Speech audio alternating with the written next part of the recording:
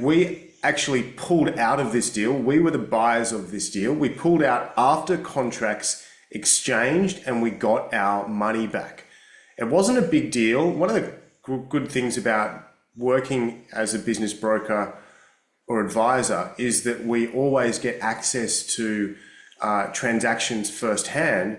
And when we see that there is something that is a really good fit for our investment thesis, we are able to act on it. And that doesn't happen very often, but typically what myself and my business partner look for is we look for businesses that are below their future value. And that often means taking on more risk, because we're often looking for businesses that are early stage within their first maybe 12 months or 18 months of trade, and might be at the break-even point or might be showing, really early positive signs of strong cash flow.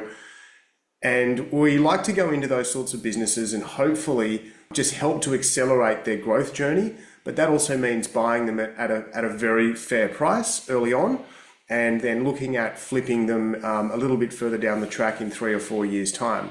But we looked at this business and it stacked up. It met our investment thesis because it basically, it had been trading for about a year.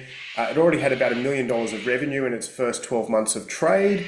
It was very light on the personnel side, and we could just see that the fundamentals at face value based on what the seller described to us were there. We felt that we could go in there and pretty quickly add value, just develop a couple of more efficient processes, not a couple, and that's not that easy to do, but just be able to develop some better reporting standards, empower the staff members with the right data, and empower them to also act on that data and make decisions. One of the other reasons why we like this is because there was no owner in the day-to-day. They legitimately were actually living interstate, and they were having fairly regular meetings with the staff members and the employees there. And that was the other reason why we liked this business, because the staff members were just fantastic. They were absolutely some of the best staff members we've come across, certainly in this type of industry. This, by the way, was a bespoke printing and fit out business, and they would do a lot of custom work. So project-based work, but some of the projects could be, $1 or $2 or $300,000. And they also provided some relatively smaller ticket services, printing services, generally starting at about $3,000 or $4,000. So still, from a printing standpoint, actually still quite a high ticket sale. The reason why we pulled out, and this is basically the experience that we felt we had, and we certainly don't believe or think that the sellers had done anything malicious, but what they really did was paint a very rosy picture of the business to begin with. I think it's a natural tendency for sellers to do that. Of course, they want to get you interested and validate a certain purchase price outcome, which for us, by the way, was roughly $400,000 to $450,000. And as we gradually went through the steps and further information and dug a little deeper, the story that we started to see was very far away from the one that the sellers had painted for us. Then we started to also just uncover some problematic issues with their bookkeeping and accounting standards, and things were actually being missed, again, not deliberately, but just out of ignorance and poor understanding, and being a young business and not having the right people in the business to help them do that. But let me just give you a quick example. So here we have accrual accounting. We have, in a 4-month period, we have revenue of about $568,000. We have gross profit of around almost 60%, which is a really, really important number in this industry. Anything over 55% is good. Anything below 55%, you start to really have to look at your cost model. Then we look at the total expenses of $219,000, and that's just under 40%. So we have a relatively healthy operating profit of just under 20%. And if you think about that, if you go and annualize this out, assuming the business performs at this level, then you've got, it's roughly a $324,000-$25,000 underlying operating profit after all expenses, because all the employee salaries are already captured in here, and there actually isn't really a management salary to pay. So you've got roughly a $325,000 operating profit at a purchase for 425,000, let's say, along with $250,000 to $300,000 of assets. That's a really good acquisition, and it met the seller's needs as well, because they were not interstate. They felt like they couldn't really drive the business forward, and they wanted someone to take over the reins and also just empower the staff as well. The problem started to arise when we looked at the cash accounting, and accruals and cash is very different. Here we can see the revenue is 533,000 compared to accruals of 568,000. So that to us looks like, okay, these accounting standards or cash and accruals are being treated properly.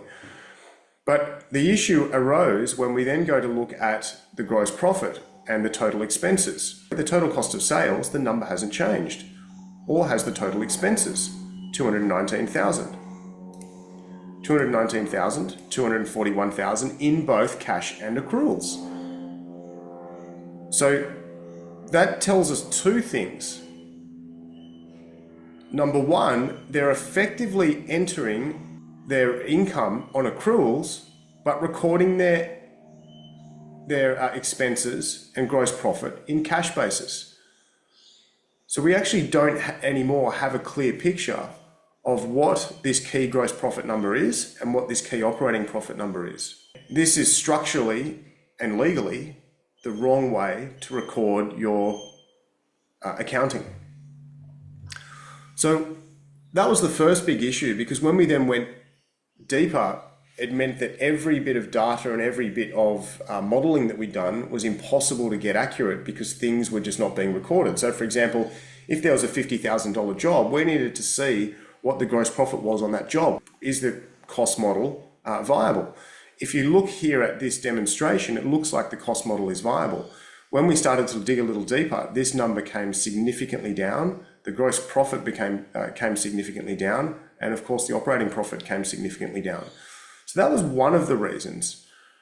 The other reason that we pulled out was because when we, and this was one of our conditions of the transaction, we said we'll do a very light touch due diligence. We'll try to move quickly, but because you guys are interstate, because we'll also be operating the business remotely, the key staff that are in the business are absolutely critical to this transaction. So we're not going to go ahead without interviewing the staff. We said we'll do that after contracts exchange and after we put some money down, and provided that your story and the story that we get from the staff is consistent, there are no issues. But we also want to make sure that the staff are going to be staying on in the business and that they're not seeing this as a threat. We want to make sure that those staff are going to develop some ownership for those staff in the business as well. And we wanted to make sure through an interview that they would be up for that if we offered them some sort of like an ownership share structure. So we interviewed the staff, and this is where things got really hairy, because the story started to be very different, and we discovered things through interviewing the staff that the owners, they took a completely different perspective on. Again, they weren't being malicious, but their perspective on it was completely different. And when we interviewed the staff, i.e. the ones who have, the boots on the ground, who are actually in the business day to day, their story was far more compelling. As an example, one of the things that the owners had said was, in relation to this question, what sort of capacity is the business currently operating at? And the owners had said it's operating at roughly 30%. The owners felt that roughly the business could triple from where it was today. When we spoke to the staff member who was in there doing the work, overseeing the output, actually responsible for the deliverables, it was very clear that he felt he was quite close to capacity, not from an employee standpoint, but from an asset standpoint.